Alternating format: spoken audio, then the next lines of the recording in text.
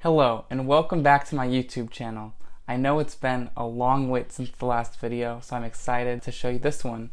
This is about the camping trip that changed America. This changed our country fundamentally in the way that now we have national parks, we have national forests, we have national monuments, something that wouldn't really happen without this camping trip.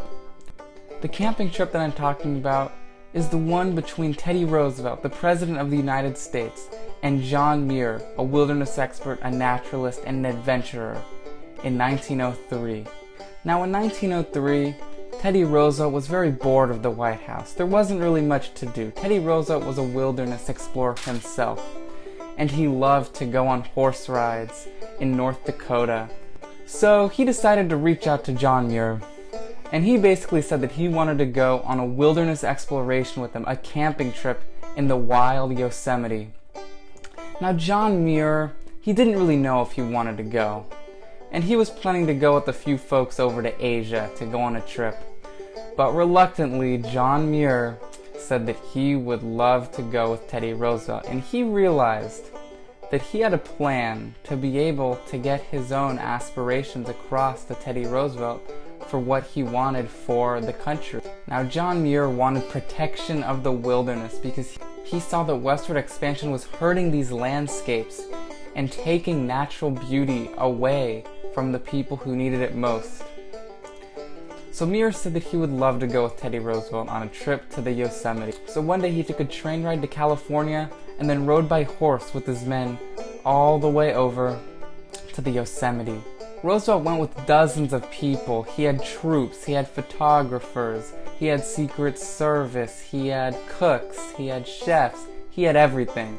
But when he got to Yosemite, Roosevelt didn't really want them around. So he decided to just send everybody off, and it was just going to be him and Muir. And off they went from the Yosemite, and first they stayed in Mariposa Grove, where there's beautiful redwoods high up in the Yosemite. Now this was the month of May, and it was pretty cold in Yosemite, so Roosevelt had 40 thick wool blankets on him. Now Muir, as an adventurer, didn't need that, so he just used a bunch of tree boughs and slept on that. And eventually he convinced Teddy Roosevelt to do the same. This was going to be a wilderness exploration, not glamping. Now the next day, Teddy Roosevelt left it up to Muir to decide what he wanted to do. And Muir decided to take Teddy Roosevelt over to one of the most beautiful landscapes in Yosemite, Glacier Point. Now nowadays, if you wanted to go to Glacier Point, there would be a road that could take you up there, and you could go all the way from Yosemite Valley to Glacier Point in about 45 minutes by car. But in those days, there was no road up there, so they had to go by foot, by horse, however they were going to make it up there. And since this was the month of May, it was still a bit snowy, so they had to walk through snow and ice to be able to get there. But eventually, by noon, they had made it there, and they even brought along a photographer who took this classic picture of them at Glacier Point. And Teddy Roosevelt was such enjoying this trip. He was away from the presidential affairs that he would have to deal with. He was just with John Muir in this beautiful landscape surrounded by mountains and waterfalls and snow, and it was just amazing for him. And this was much better than the planned trip that his aides had planned for him, to go and stay at the fancy Wawona Hotel and just sit there and not really do much. Teddy Roosevelt didn't want a luxurious trip. He wanted an adventurous trip, and that is exactly what Muir was able to provide for him.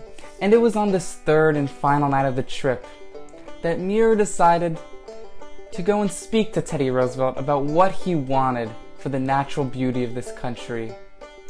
They were sitting around a campfire at night under the cold night of Yosemite. It was almost freezing there. But the campfire sounds were heard, there were crickets in the background, and a beautiful night sky filled with stars. You could see the Big Dipper. And over the course of the night, Muir explained to Teddy Roosevelt that he wanted protection of the wilderness, to have the national parks be protected. In that time, there were national parks. Yellowstone National Park was created in the 1870s. However, there wasn't really protection for it, and the national parks were really just used to keep Native Americans from hunting there. Now, very few people visited the national parks because they were worried and they didn't really know how to experience nature. So John Muir called on the president to create these wildernesses and to be able to create these places so then future generations could see them too.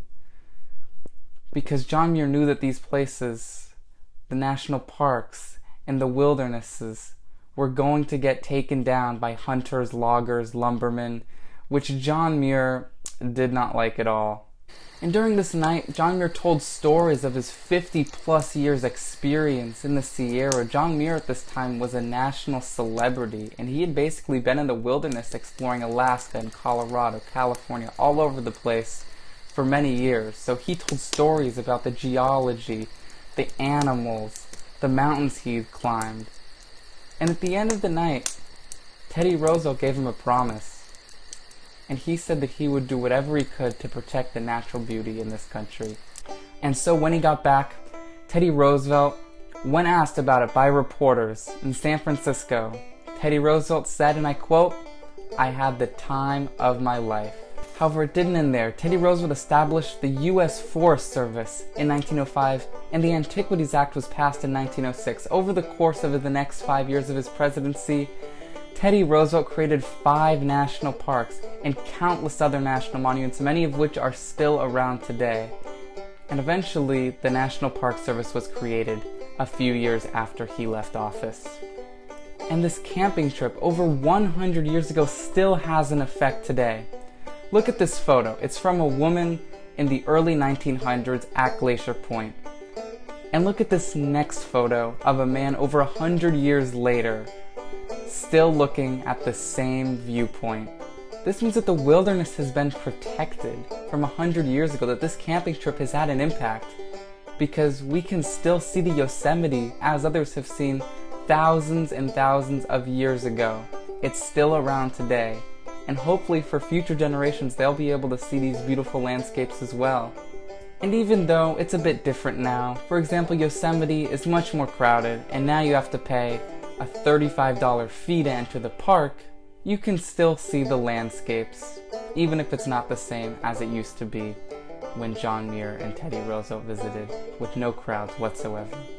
I hope that you enjoyed today's video, and please remember to subscribe and hit the like button because it'll really help out my channel.